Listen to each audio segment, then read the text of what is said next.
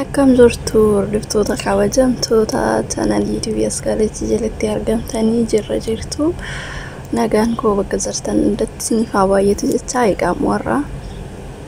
maakii fi ibsa warreen jaallattan qofti laayikii fi subscribe gochuu hin dagatinaa isiniin jedha. Akkuma beekamu video haaraadha jechuudha kuni. Enggidi dhugaa dubbachuuf hedduu namatti tolu warreen jaallattan qofti warreen akka kiyyaatti jaallattan qofti ijoollee bareedduuwwan amala qabeettiiwwan akkasumas immoo jaalalaan jaalala dhugaa waliif qabanii akkuma argaa jirtanii hedduu waan namatti toludha dhugaa dubbachuuf warreen jaalala hin beekne jaalala barsiisaa jiru jechuudha. Enggidi isaan irraa ijoollee baay'een namoonni baay'een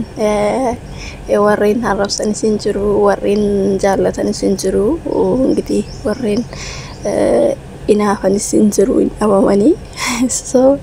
isaan immoo iddoo bashannanaa kanatti fataa zanaa jechaati jiru. Enggidi namni tokko gaafa kophaa ta'ee hin bareedu enggidi baga ijaarramanii lama ta'anii kinoo as gahanii isiniin jedha. Enggidi akkuma argaa jirtanii dhugaa dubbachuuf ammoo feeyyoo ta'e namni kophaa ofii hin bareedu. Isinirree warreen tidaarii hin qabannirree tidaarii qabadhaa isaanirraa baradhaa.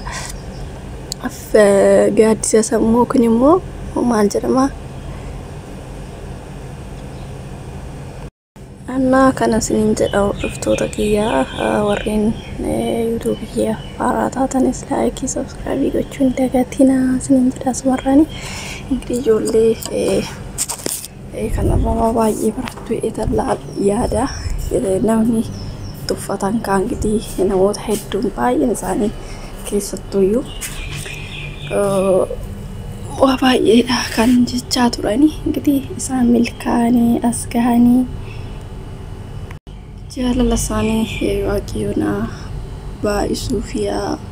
walitti isaanii oo'isuu nama umurii dheeraa waliin jiraatu sanaa taasisu. Egaa dhugaa dubbachuuf miidiyaa kanarratti irree waan miidiyaa kanarra namni ba'ee dhugaa dubbachuuf miidiyaan kun adda nama baasaa garuu immoo isaan xiqqoo ishee nama miidiyaadhaanis wal beekudha waan ta'eef jecha miidiyaa hin qaban malee dhugaa diseenetu waan dubbisee koomentii namoonni baay'een godhaniif beektanii kunniin maashaallah jedhu kunniin immoo baay'een isaanii warreen inaafan isin jiru kin inaafuun namatti inaafuun shaggaa miti beektanii dhugaa dubbachuuf. Ijoolleen kun walumaa fi kan rabbi waliif nama qoodee yoomiyyuu adda nama baasuu jechuudha ni beektu. Enggidi dhugaa dubbachuuf ani baay'ee tokko natti tolu baay'ee tokko isaan hordofaa maaliif namoota jaalaloo walitti dhufan namoota miidiyaa kanarraa jaalalaan jaalala dhugaa waliif qabaatee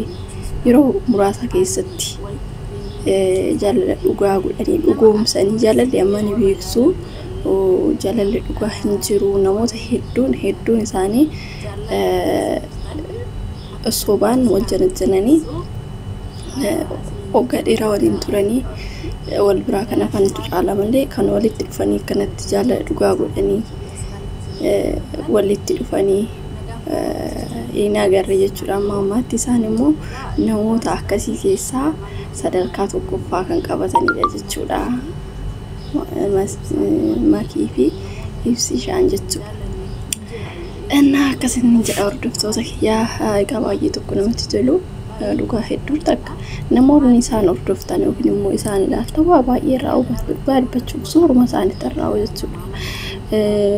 Miidiyaa kanarratti namoonni baay'een sobaan ta'ee waa baay'eedha kan walii gadi oofaa jirani. Kin isaan immoo kaayyoo isaanii isaanumatu beeka waan ta'eef namaaf bakka hin qaban jechuudha. Wantoota akkasii oduuwwan akkasii kanaaf bakka qabaachuu dhiisanii isaan jaalala isaaniitiin itti fufanii hanga dhumaatti waliif bareedu walirraa bareedu. Maakiin gabaabdudha inni dheeraadha ishiin hin bareedduu ishiin akkanaa mataa qullaa deemtee maalishiyyuu dhugaa dubbachuuf odoo dhageecha ishee miidiyaa kanarra numa balleechuudha akka namni itti duulutti osoo akka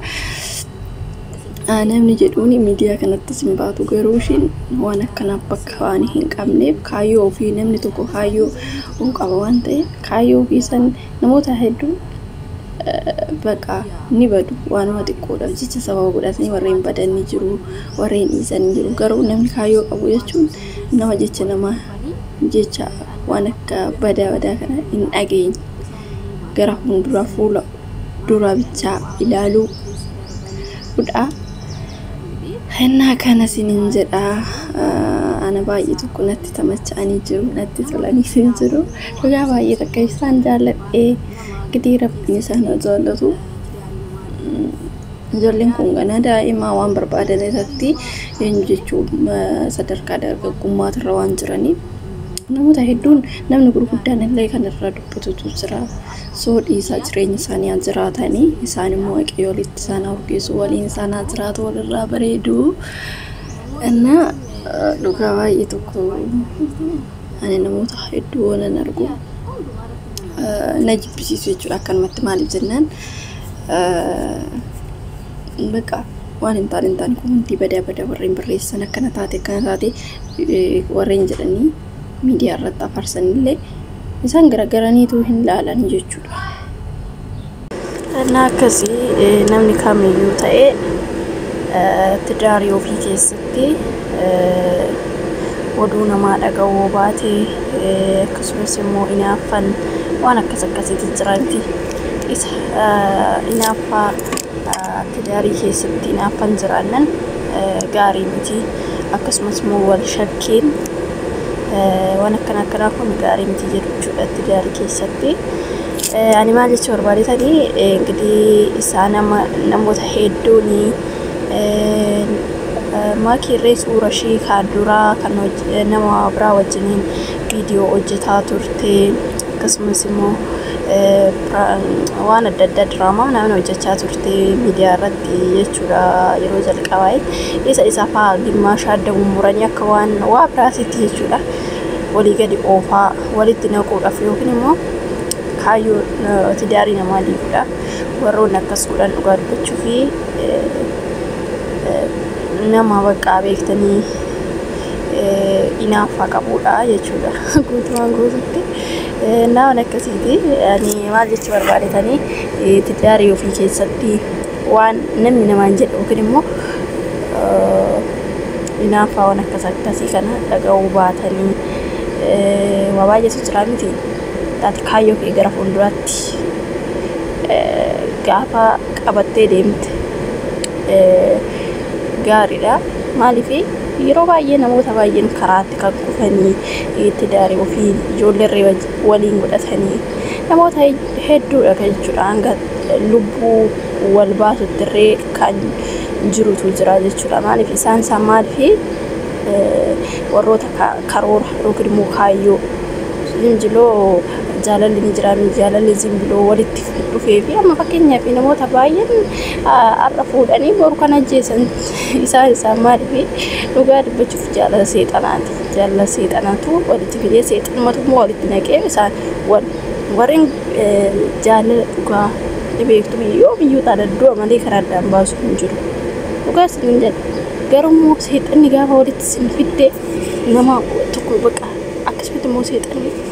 addaan nama baasti jechuudha. Kanaaf kaayyoo keessan kaayyoo ofii galmaan gaachuudhaaf yookaan immoo waan namni jedhe hanga ijaan argitutti oduu namaatiin qofa tidaarii diiguun gaarii miti isin jechuu barbaadetanii turte gaarii.